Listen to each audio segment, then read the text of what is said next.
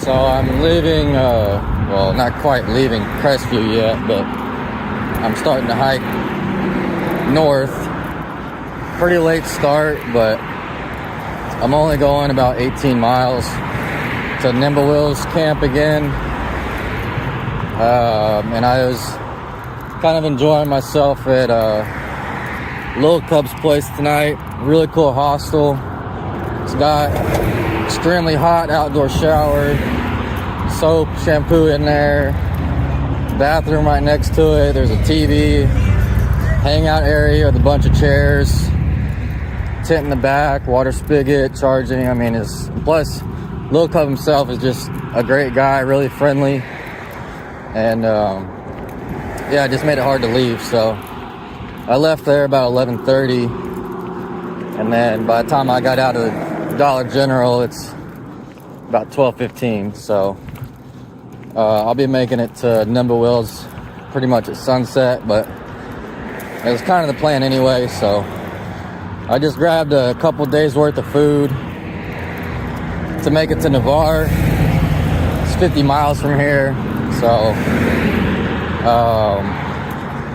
I did make all my final arrangements. So I'm gonna finish on the 4th. Camp on the beach that night, and then fly out on the 5th in the afternoon, or evening really. So, and I kind of got my campsites and everything picked out. The most I really got to do is a 25-mile day tomorrow, and it's pretty easy to do that, especially if you're getting you start anytime before 8 o'clock. It's really not that hard to knock out a 25. So this is like Highway 90 that I'm on right now, and it's 12 miles of this until it cuts off onto some trail. I don't think it's as built up as this. Once I get out of Crestview here in a couple miles, it's kind of your, I think it's going to go down to like a 2-lane through road, kind of out in the countryside. So it'll be a little bit less hectic, hopefully. But it is kind of hot. It's the only downside.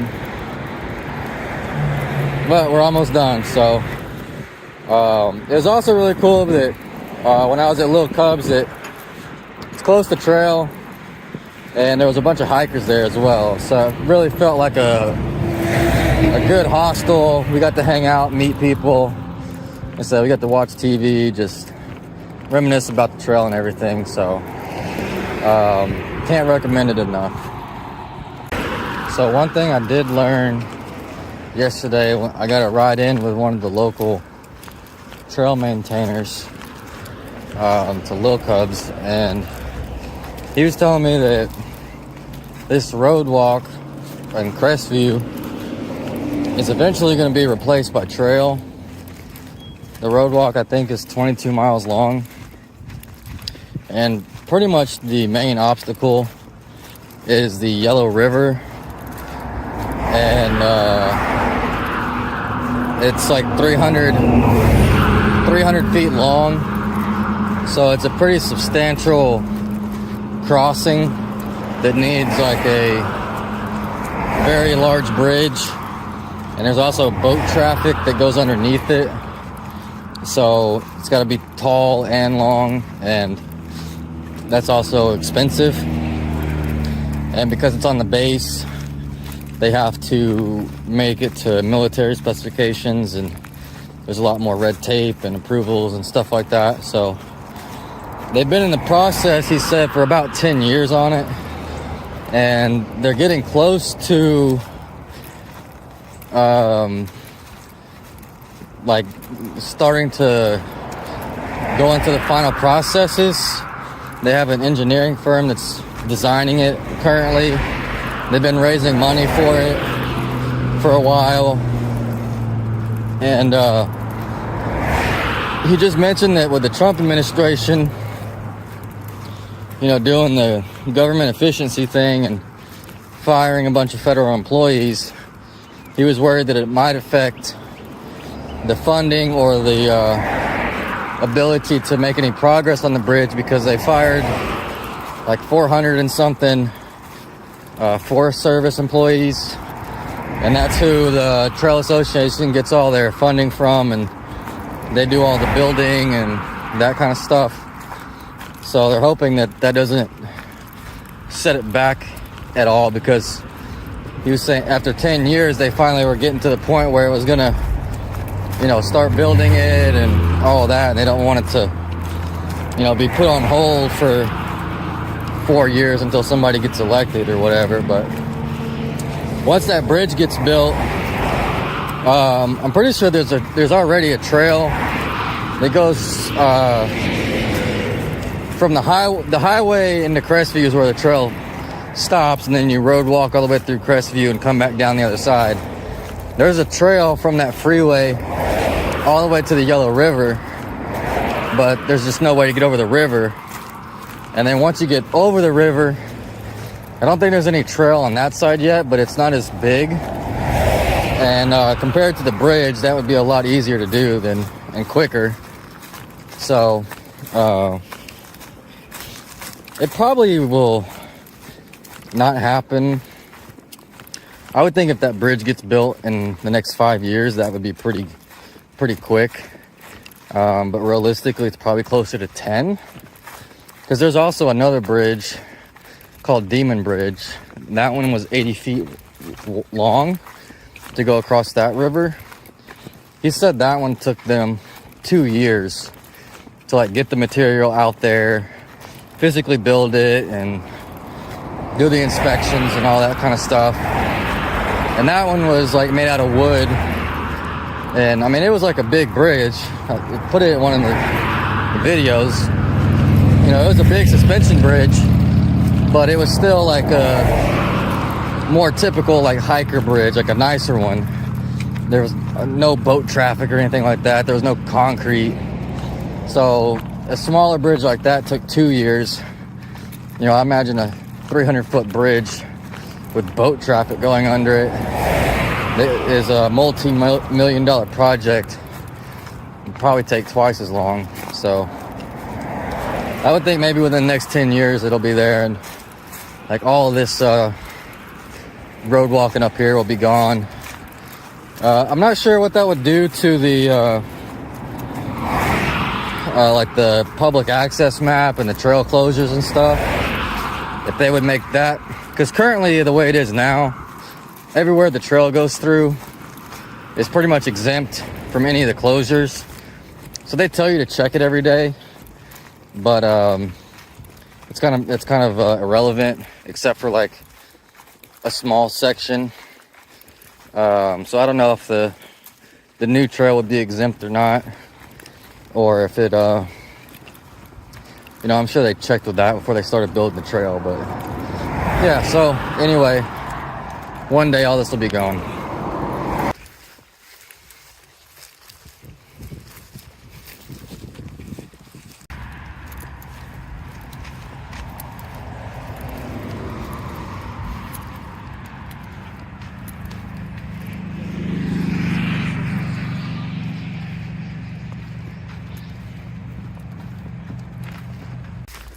So here's a question for everybody watching this video. I'm curious what other people would do. So I don't really consider myself a purist in the fact of where like I have to hike every single mile of the red line. I try to hike as much of it as possible, but if there's like a road walk, whether it's an official Blue Blaze or not, into like a Dollar General or store or town, and you know, it's not that far off trail, like I'll road walk into town and then road walk back to the trail, you know, without skipping as few miles as possible. But you know, if it cuts off 2 or 3 miles or something, I don't really sweat it. Because to me, like, I guess that's more of an authentic experience than like walking to like some random road crossing and then like hitching in and like shuttling in and then shuttling back. Like, I don't know. to each their own. Anyway, that's not the point. The point is, I'm not like a hardcore purist in that sense. But unlike a lot of people out here, they're skipping the road walks. And for the most part, I've walked all of them. Because, like, to me, that's part of the trail. And you could really make an argument for this, skipping this road walk I'm currently on, because they are actively trying to divert the trail back onto an actual trail. And in probably 10 years from now, this will no longer be the red line. It'll be a trail through the Air Force Base. So the whole point of this is, I had a lady come up to me like maybe an hour ago, unsolicited, pull over, and basically offer me a ride all the way to the trailhead. And I told her I appreciated it, but I was just going to keep walking. And so I didn't take the ride. But part of me feels kind of bad for like turning stuff down like that, because it's really nice of somebody to do that. I mean, it's nice enough like if you're hitching and somebody gives you a ride. But, you know, if it's unsolicited, even more so, because that means like, you know, they care a little bit, you know, they see you out here walking, it's hot. They kind of maybe know what you're doing, maybe not. So I have taken those rides a couple of times on this trail. You know, back around Okeechobee, I was road walking, was not on the official trail, and the guy in a go-kart offered me a ride for about a mile, and I took it. And then almost immediately getting off the golf cart, I was crossing a pretty dangerous bridge. The lady stopped. She didn't even know what thru-hiking was or whatever. She just offered me a ride. I took it. She took me all the way to Okeechobee. In that instance, it was kind of easy to justify because I was already off trail. I wasn't on like I was just going for a resupply. So I was like, well, I'll just take it as trail magic, and I didn't really think about it. But if you're on like the official trail, road walking, and somebody offers you a ride, do you take it? And I guess the main reason I said no this time was because I'm pretty much stopping at the end of the road walk, because that's where Nimblewell is going to be camped at.